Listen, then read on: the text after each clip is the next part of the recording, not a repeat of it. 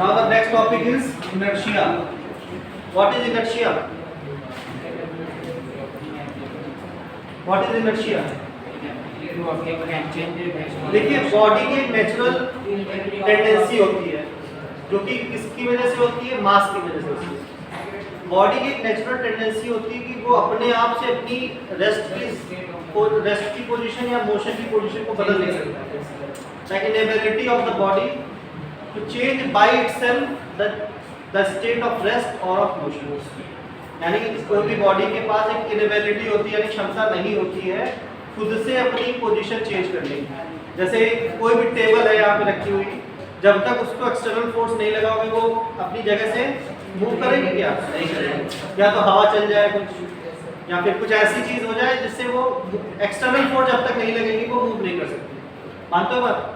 इसी तरीके से कोई चलती हुई चीज वो चलती रहेगी जब तक कोई एक्सटर्नल फोर्स से उसको रोका ना जाए।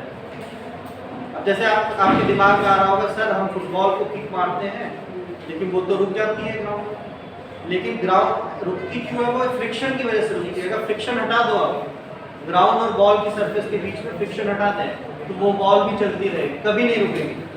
ठीक है, तो यही इसी टेंडेंसी को क्या बोलते हैं हम लोग? इनर्शिया बोलते हैं। The inability of the body to change by itself its position of rest और ऑफ यूनिफॉर्म मोशन या मोशन।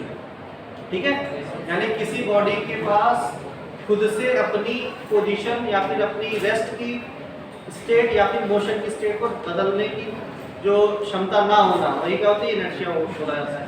या फिर ऐसे भी बोल सकते हो कि जब कभी एक्सटर्नल फोर्स अप्लाई की जाएगी किसी बॉडी पे तो ये बॉडी क्या करना चाहती है? अपनी ओरिजिनल जब रेस्ट पे थी तो रेस्ट पे ही रहना चाहेगी, और अगर मोशन में थी तो मोशन में ही रहना चाहेगी, यानी कि एक्सटर्नल फोर्स को अपोज करती है। अब इसको एग्जांपल से समझते हैं। 3 टाइप की इनर्शियाज होती हैं, inertia of rest, inertia of motion, inertia of direction. सबसे पहले बात ये समझ लो कि इनर्शिया किस पे डिपेंड करती है? मास पे। Inertia is the function of mass. किसी बॉडी का जितना ज्यादा मास होगा उतनी ही ज्यादा उसके पास क्या होगी? इनर्शिया। ठीक है, पहला है इनर्शिया ऑफ रेस्ट। यहाँ पे जरा देखिएगा ध्यान से,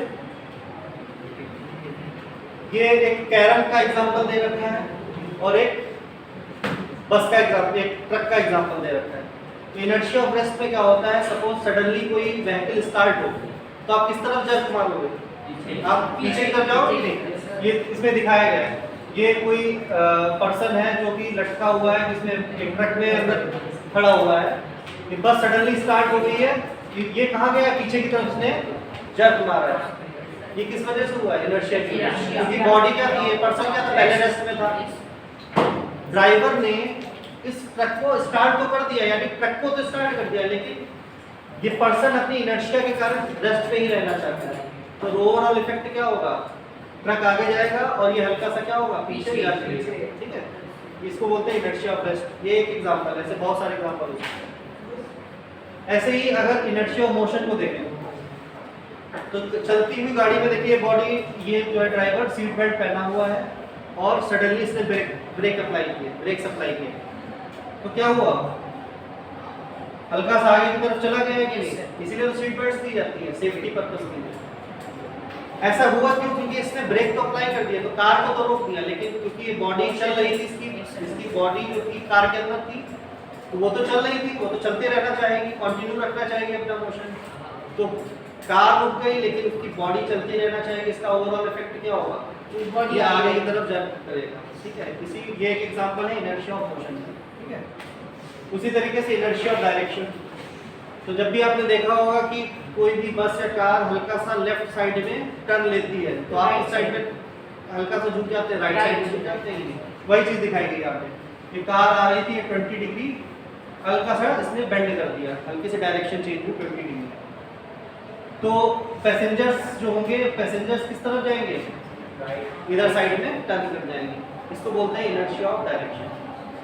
ठीक है, किसी बॉडी के जितना ज्यादा मास होगा उतनी ज्यादा क्या होगा? इसके पास इनर्शिया होगी। जैसे फॉर एग्जांपल सपोज एक बहुत भारी पत्थर है, बहुत भारी पत्थर है, ठीक है, और एक इसके कंपैरिजन में मैंने एक छोटा सा पत्थर या छोटी सी कोई बॉडी रख दी है। अभी दोनों रेस्ट पे हैं, बताओ किसको मूव कराना आसान होगा? छोटे वाले को। बड़े वाले मूव कराना मुश्किल थोड़ा होगा कि नहीं? लेकिन